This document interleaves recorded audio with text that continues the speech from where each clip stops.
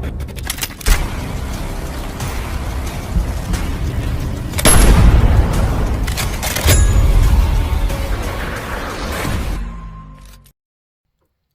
guys, welcome back to Pro Gun. If you haven't already done so, please hit the subscribe button. I'd greatly appreciate that. I had a few viewers ask me what the difference is between the Sig P320 Compact 45 ACP or the Glock 30, and they couldn't decide which one to get for everyday carry. Well, I happen to own them both, and I'm going to compare both of them right now. This is the Sig P320 Compact 45 ACP. It is unloaded. This is the Glock 30 45 ACP. That is unloaded.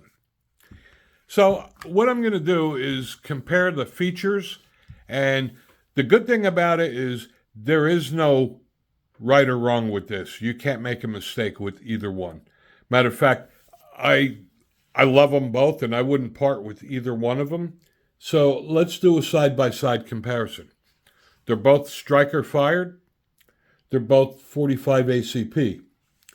The Glock 30 has a 3.78-inch barrel versus the Sig P320 that's got a 3.9-inch barrel.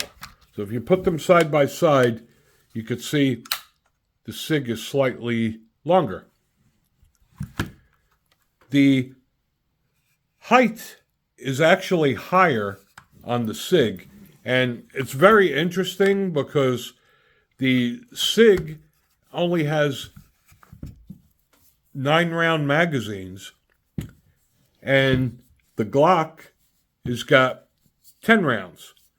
So I just find it a little strange that the Sig has got a longer grip, but it holds less rounds. So if you're looking for magazine capacity and that one round means that much to you, you may want to go with the Glock 30. If you don't mind, you can do what I do, carry a spare mag, and go with the Sig. The trigger pull, if you are looking for a nice wall, you may want to go with the Glock 30. The Sig trigger just really doesn't have a wall. You just pull the trigger back, but it's not as pronounced as the wall on the Glock. So if that's something you like, you may want to go with the Glock 30. The finish on the Sig is a beautiful black nitrite finish versus the standard bluing on the Glock.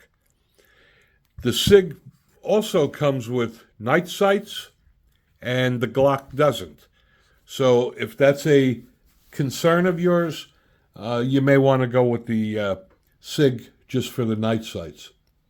If you go with the overall weight, the Sig is 25.8 ounces, and the Glock is 26 ounces. If you shot them side by side, they're very comparable. I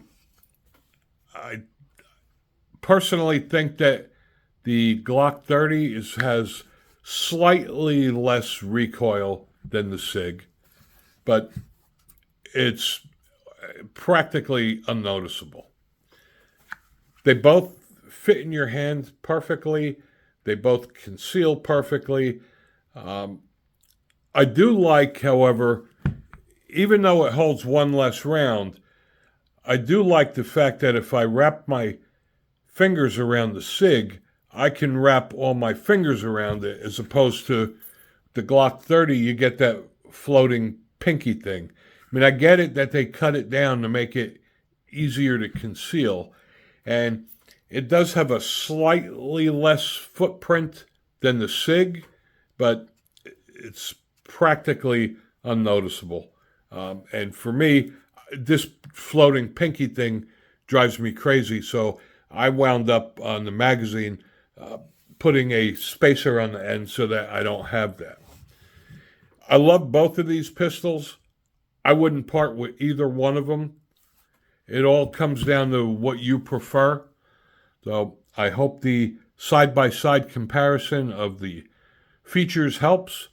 Another thing to keep in mind is if you're looking for aftermarket parts and accessories, you're definitely going to want to go with the Glock because there's more accessories for the Glock than any other pistol out there. Another important thing to note is that on the Sig P320 Compact in 45 ACP, there is a very limited selection of holsters out there. I had a heck of a time finding a holster for this. I did find one from Crossbreed, but if that's another concern, you may want to go with the Glock because everybody's got holsters for the Glock 30. And that's my take on it. Hope you enjoyed the video. Thanks for watching.